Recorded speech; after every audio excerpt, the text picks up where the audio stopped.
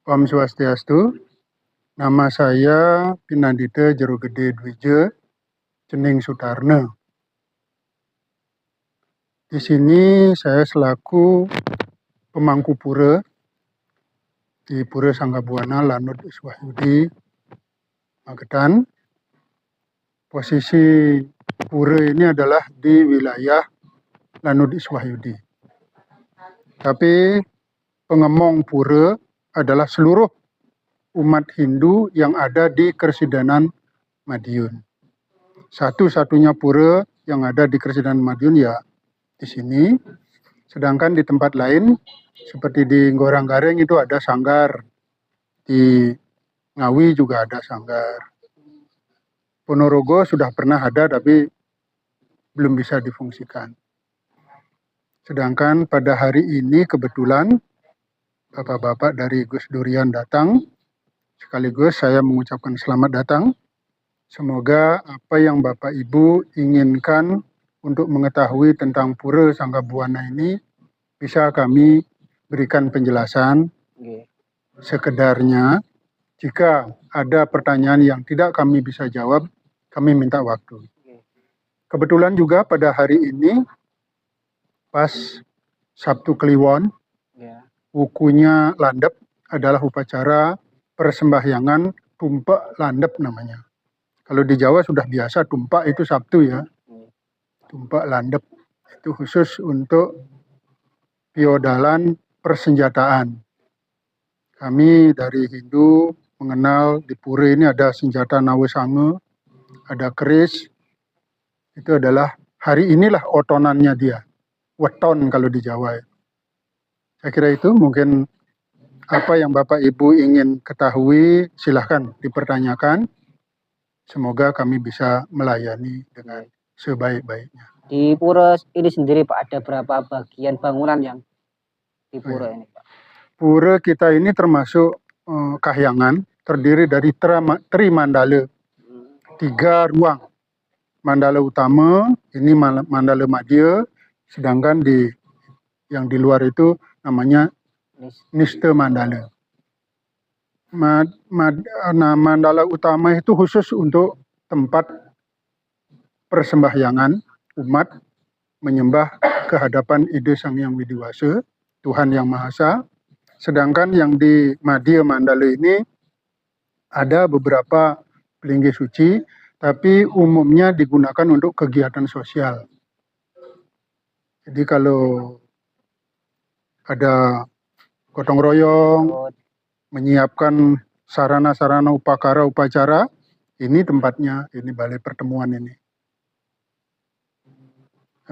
Itu yang bisa kami selenggarakan, sedangkan pelinggih yang ada di utama Mandala itu adalah khusus pelinggih tempat kalau secara duniawi singgasana.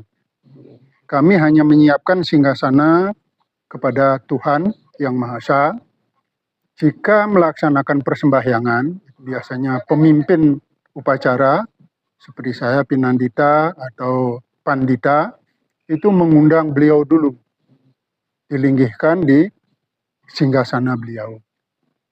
Setelah melinggih, kemudian disucikan, sarana semuanya disucikan, baru umat diajak melaksanakan persembahyangan bersama. Itu pelinggih utamanya di sana. Di samping pelinggih utama masih ada pengawal. Kalau di dalam dunia nyata ini sekretaris, itu namanya pengelurah. Ya hanya 2 itu pelinggih yang utama ada di Mandala utama. Sedangkan di Madya Mandala ini ada Ganesha. Ganesha itu adalah dewa utama juga yang merupakan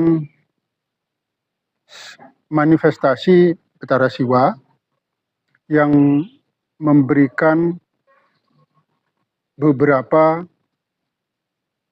wigna namanya, menghalangi halangan, rintangan, dan semua hal yang negatif, beliaulah yang terlebih dahulu membersihkan kita. Baru kita akan menghadap kepada Tuhan Yang Maha Esa. Di samping Ganesha ada pelinggih penunggun karang namanya. yang pojok sana itu Oh, tradisi Indonesia. Sedangkan kalau Ganesha ini tradisi India. oh, Sebenarnya fungsinya sama, dua-duanya itu mempunyai fungsi yang sama. Kalau Ganesha ini namanya Pratima, jadi patung. oh ya. Sedangkan kalau penunggun karang itu hanya tempat. Umumnya aliran agama kami di Indonesia ini, Hindunya itu adalah Siwa Buddha. Jadi kami menyiapkan hanya tempat. Pelinggih namanya tempat pelinggih, tempat duduk gitu loh. Palanggahan. Pelinggih. Kemudian siapa yang dilinggihkan di sana tergantung upacaranya. Sedangkan kalau di India itu khusus ada pertimanya. Jadi siapa dewanya yang ada di situ, ada bentuknya, ada wujudnya. Itu di agama kami disebut dengan Ista Dewata, manifestasi Tuhan itu sendiri. Kemudian di kiri kanan pintu gerbang Kuri Agung itu ada pelinggih Nandi Suara, yang sebelah utara, yang sebelah selatan adalah Sedan Kale. Itu kedua-duanya adalah siswa Batara Siwa, Tuhan itu sendiri yang paling setia. Itu pelinggih yang ada. Sedangkan yang di luar sana itu hanya penjaga. Jadi patung penjaga. Kemudian untuk Pura Sanggabuana ini kita sudah mempunyai 3 bangunan suci. Yang paling utara di luar sana itu namanya Beji atau Petirtaan. Di Jawa dikenal dengan Petirtaan, kalau di Bali disebut Beji. Itu tempat untuk melaksanakan penyucian alat-alat upacara sebelum kita melaksanakan persembahyangan.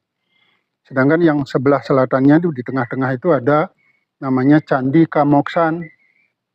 Candi Kamoksan itu adalah tempat para leluhur kami, baik yang baru meninggal, setelah diaben, dintas-entas, bahkan leluhur yang zaman kelanggengan, zaman dulu, sudah kita linggihkan di Candi Kamoksan. Siapapun yang punya leluhur, umat kita di sini, kita linggihkan di sana. Itu ada upacaranya khusus. Jadi itu yang ada di Pura Sanggabuana. Sanggabuana sendiri artinya apa, Pak? Sangga itu nyonggo, buana dunia alam semesta. Jadi itu nama saja. Sama dengan kalau di Islam itu masjid al ini kan ada nama. Itu hanya nama. Jadi maksud kami ini karena Pura Kahyangan, bagaimana juga kalau kita mampu nyonggo alam semesta ini kan bisa memberikan rezeki, memberikan berkat kepada kami umat ini. Tujuan utamanya, nama itu hanya sekedar nama. Kalau di Tumpak Landep Pak, apa yang dilakukan itu apa aja Pak? Urutan-urutannya sih. Tumpak Landep ini memang salah satu hari suci agama Hindu ya. Selain hari suci utama itu adalah Nyepi yang sudah diakui di Indonesia itu. Kemudian ada lagi Siwaratri, malam Siwa. Itu biasanya jatuh pada Januari, sedangkan kalau Nyepi sekitar Maret April. Kalau Siwaratri itu sekitar bulan Januari. Ini adalah hari suci yang jatuhnya setahun sekali menurut Surya Sengkala. Sedangkan ada lagi hari suci Hindu yang jatuhnya 6 bulan sekali, tapi 6 bulan Jawa. Bukan 6 bulan kalender. 6 bulan, 210 hari sekali. Itu perhitungannya namanya Chandra Sengkala, berdasarkan peredaran bulan. Jadi setahun bisa 2 kali itu. Itu Galungan, Kuningan, Pagarwesi, Saraswati. Itu jatuhnya, sedangkan tumpak ini ada beberapa. Salah satunya adalah tumpak landep yang dirayakan pada saat ini adalah, tadi sudah saya jelaskan bahwa hari tumpak landep ini adalah wetonan alat-alat yang digunakan selama menjalankan kehidupan. Entah itu alat senjata di dapur, senjata perang, Nah, kalau dulu kan senjata perang itu hanya keris, tombak. Iya. Nah, di zaman modern ini yang namanya senjata atau alat untuk hidup itu kan bermacam-macam. Jadi keris tetap, tombak tetap, pisau dapur tetap, ditambah alat yang untuk membantu melaksanakan kebutuhan hidup. Sekarang melebar ke kendaraan, ke HP, kan juga membantu kita dalam komunikasi. Semua ini adalah ciptaan Tuhan. Walaupun manusia yang mengerjakan. Tapi kan tanpa ilmu dari Tuhan, nggak mungkin kan itu bisa kita gunakan dalam kehidupan. Nah, semuanya itu hari ini diperingati, diwotoni lah istilahnya. Wotonan ya apa ya? Kalau di Islam apa? Selamatan ya, ya selamatan lah. Biar kita selamat hidup ini. Nah, saya kira kalau dari teman-teman NU nggak ada aneh itu ya, biasa. Iya, iya. Nah, mungkin silakan. Ya, kalau di itu kan saya tuh bacanya, pas saya bertanya yang di 8 itu Sang Hyang Widiwasa gitu. Iya, iya. Itu sebutan, Pak. Kalau di Indonesia, khususnya di Bali memang dikenal dengan nama Ide Sang Hyang Widiwasa. Ide Sang Hyang, beliau yang sesuatu yang sangat mulia lah. Wid itu yang maha tahu. Wasa yang berkuasa. Kalau di dalam Weda disebut dengan Brahman. Itu disebutan di Indonesia karena Tuhan disebut siapapun benar gitu. Tidak ada salahnya. Karena kan Tuhan itu maha segalanya. Disebut apapun beliau cocok gitu. Kan kita yang menyebut. Sedangkan Tuhan itu sebenarnya aslinya dalam Weda Nirguna Brahman, Tuhan yang tidak berwujud, tidak berbentuk, bahkan acintya, tidak terpikirkan. Nggak mampu otak kita memikirkan, jangan saya yang bodoh ini, profesor yang sangat pinter pun nggak akan mampu. Kayak apa sih Tuhan itu sebenarnya? Itu namanya Brahman Nirguna. Karena kita terbatas, maka kita punya gambaran Tuhan itu kayak apa. Nah, inilah disebut dengan Brahman Saguna. Brahman yang dapat diwujudkan. Wujudnya kayak apa? Kayak apa pemikiran manusia? Ya seperti itu wujudnya. Salah satu contohnya seperti Ganesha. Seperti ini. Seperti itu. Jadi itu disebut dengan Ista Dewata.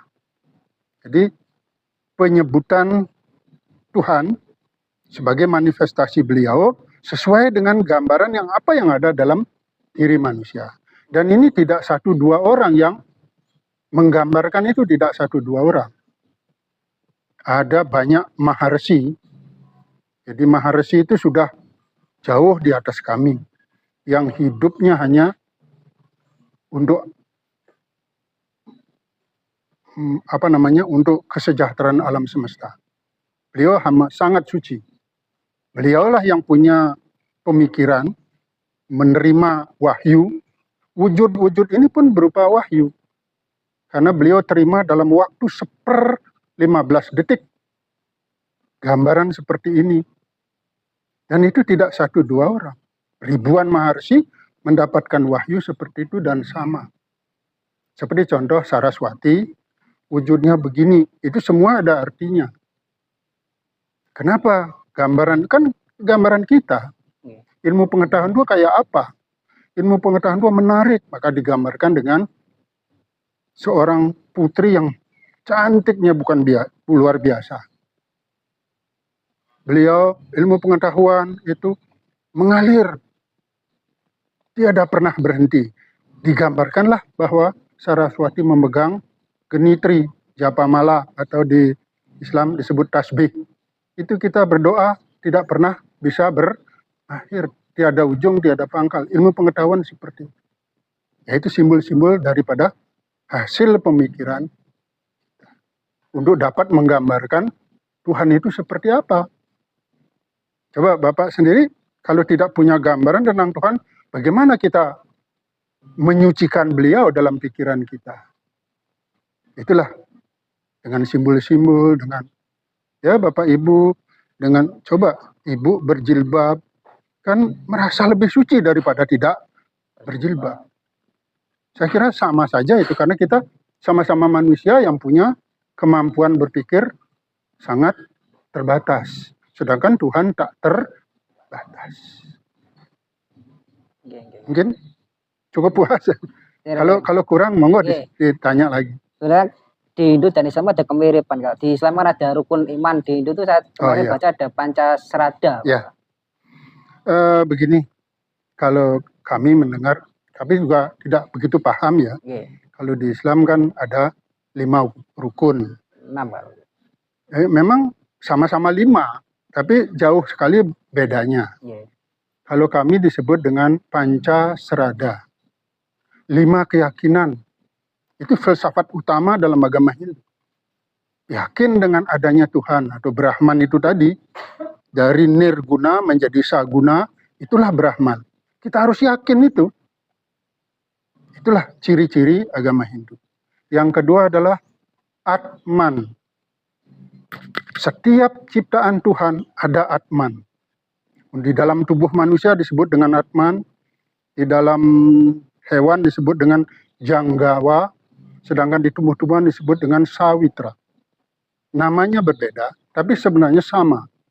Adalah percikan Tuhan itu sendiri. Sifatnya sama dengan Tuhan.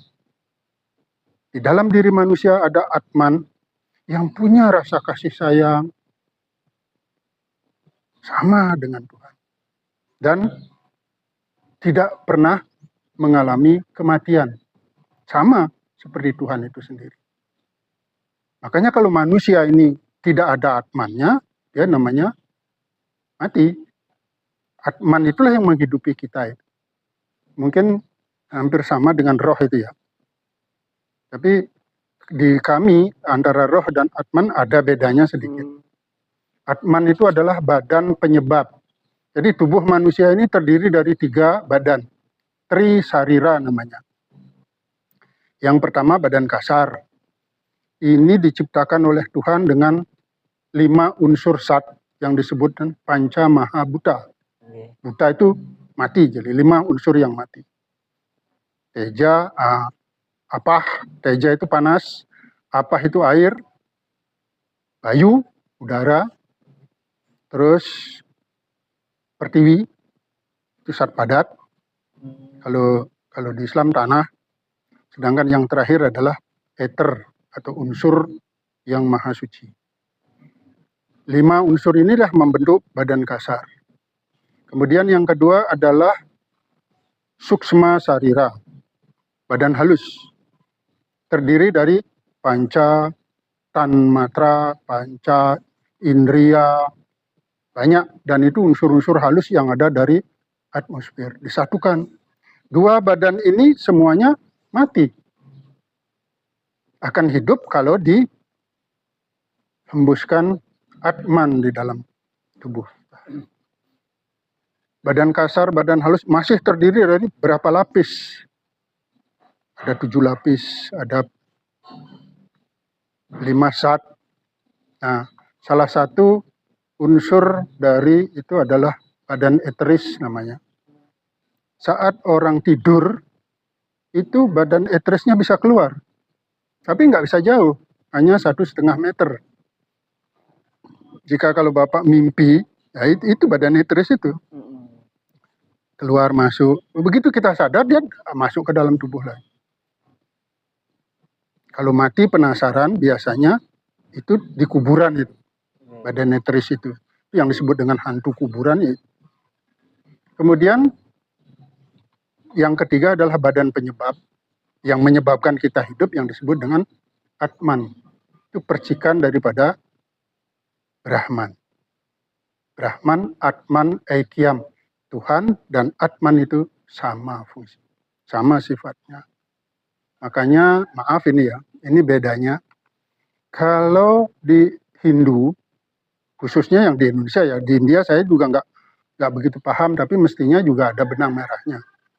Di tempat suci tidak boleh ada mayat. Kenapa waktu kita hidup kok keluar masuk ke tempat suci bebas? Karena ada Atman itu tadi. Nah, setelah Atman ini keluar, ini sudah bangkai.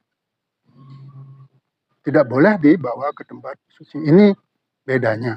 Oh ya. Yang perlu kami sampaikan biar nambah pengetahuan. Saya kira itu. Apalagi kalau sampai ada peristiwa meninggal di wilayah pura. Itu penyuciannya luar biasa. Untuk mengembalikan fungsi pura ke tempat suci itu membutuhkan upacara yang luar biasa besar. Nah, kalau umpamanya di Bali, ada orang meninggal mau dibawa ke makam, hanya di depan pura dalam. Itu pun hanya sekedar dirundukkan, dipersembahyankan di situ. Di pura dalam namanya. Karena di situ tempat roh, seperti Candi Kamoksan ini. Tapi itu tidak boleh masuk. Ke Candi Kamoksan pun tidak boleh masuk. Yang boleh masuk kan atmanya. Di badan kasar dan badan halus tidak boleh. Hanya dipersembahyankan di depannya, tunduk begitu saja. Nah, itu yang mungkin baru bagi Bapak Ibu. Monggo. Mungkin yang terakhir dari saya, Pak ya. Yeah. Kalau jenengan sendiri mengenal sosok Gus Dur itu seperti apa, Pak? Tadi Pancasrada belum semua ya. Ya, baru tadi. Mau Pancasrada selesaikan ya. Kan tadi baru dua. Yang ketiga itu hukum karma. Oh ya. Karma pala, bukan hanya hukum karma ya. Hukum karma pala. Jadi tiga suku kata jadi satu. Tidak bisa dipisah. Hukum karma pala. Karma itu perbuatan, pala itu buah. Buah perbuatan. Buah perilaku. Apapun yang kita lakukan, apapun yang kita tanam, yaitu yang kita tuai. Hukum karma pala ini pun terbagi atas 3 macam. Tidak begitu saja kita nikmati dalam hidup ini, tidak. Nanti ada kaitannya dengan serada berikutnya. Hukum karma pala itu ada 3 macam. Ada yang bisa kita nikmati selama kita lakukan hidup ini seketika. Ada yang kita nikmati pada saat kita lakukan sebelum kehidupan ini. Bahkan ada juga tabungannya. Akan kita nikmati pada kehidupan yang akan datang. Nah, ini mungkin beda ya. Jadi makanya tidak hukum karma pala. Siapa yang menghitung hukum? Manusia nggak bisa. Hanya Tuhan yang bisa menghitung. Kita tidak bisa mengira-ngira kapan akan menerima hasil dari apa yang kita lakukan, kita pun tidak tahu. Hanya Tuhan yang tahu. Nah, hukum karma pala ini ada kaitannya dengan serada yang keempat. Reinkarnasi. Kalau selama kehidupan ini kita masih punya tabungan karma pala yang tidak baik, maka diberikan kesempatan untuk memperbaikinya pada kehidupan yang akan datang. Kapan itu? Kita juga nggak tahu. Jadi kapan kita akan lahir kembali, dilahirkan sebagai apa? Kita juga nggak ngerti. Karena itu semua buah karma kita. Nah, seandainya hukum karma pala dan reinkarnasi ini tidak terjadi, kenapa? Karena kita sudah suci, sudah lunas semua utang-utang apa yang kita lakukan, maka kita akan mencapai tujuan kehidupan jadi manusia, yaitu moksha. Moksha itu artinya mengalami kebebasan, bebas menentukan. Kalau sudah mencapai moksha, berarti tidak ada lagi reinkarnasi ini, karena kembali kepada manunggaling kaulo lan Gusti. Nah, itu Pancasrada itu ada 5. Semuanya ini yang tidak bisa kita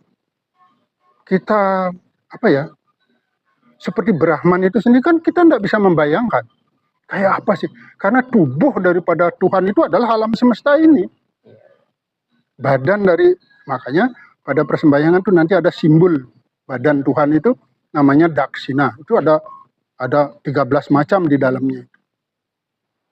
Tuh. Supaya beliau mau melinggih di situ harus disucikan dulu dengan tirta.